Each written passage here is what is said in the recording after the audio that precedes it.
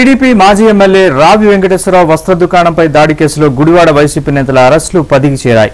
Petrol ప్యాకెట్లు కర్రలతో దాడులకు పాల్పడడంతో నిందితులపై 307, 450, 452 BNS సెక్షన్ల కింద కేసు పెట్టారు.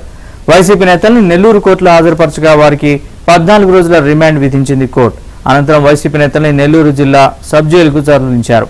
ఈ దాడిలో కీలక పాత్రధారి కృష్ణా జిల్లా వైసీపీ యువజన విభాగం అధ్యక్షుడు మెరుగుమాల కాళీ కోసం పోలీసులు ముమ్మరంగా గాలిస్తున్నారు.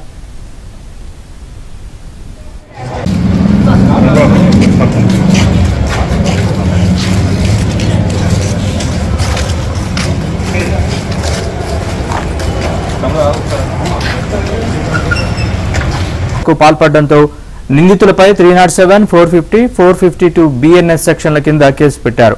వైసీపీ నేతల్ని నెల్లూరు కోర్టులో హాజరుపరచగా వారికి 14 రోజుల రిమాండ్ విధించింది కోర్టు. అనంతరం వైసీపీ నేతల్ని నెల్లూరు జిల్లా సబ్ జైలుకు తరలించారు. ఈ దాడిలో కీలక పాత్రధారి కృష్ణా జిల్లా వైసీపీ యువజన విభాగం అధ్యక్షుడు మెరుగుమాల కాళీ కోసం పోలీసులు ముమ్మరంగా గాలిస్తున్నారు.